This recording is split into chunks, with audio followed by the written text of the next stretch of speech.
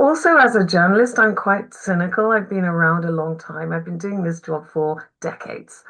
So my initial reaction is always going to be doubt. Let's see. What are the facts? What do we know about this person, and how can we verify And everything that that's she's telling me? that's my question to you. How were you able to prove that she was indeed his daughter?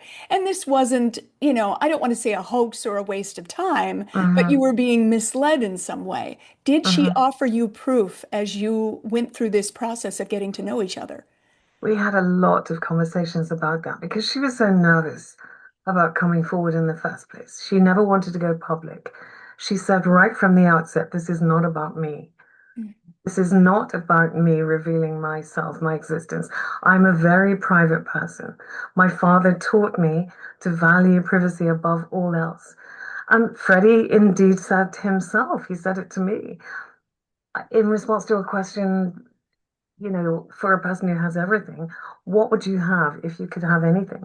And he said, I'd have my privacy back. It was the thing I gave away too readily. And it's the one thing I wish I could get back, but I never can. So he had raised her to value privacy and to live a life below the parapet, which she was perfectly happy doing. So she didn't want recognition. She certainly didn't need money. She was a very wealthy woman in her own right. The motivation was simply the truth. And so I said to her, well, you must have photographs of yourself with him. Yes, she said, I have thousands, but I don't want to put them out there. Why not? Well, because I don't want my personal family photos to appear in a book so that anyone around the world can then copy them and splash them over the internet, and then they're not mine anymore. And Which I is fair. completely got that. I've had pictures stolen from books of mine, and I sometimes see them crop up on Facebook or somewhere. And I'll jot a note to the person who's posted them and say, those are my pictures. Oh, yeah, they say, prove it.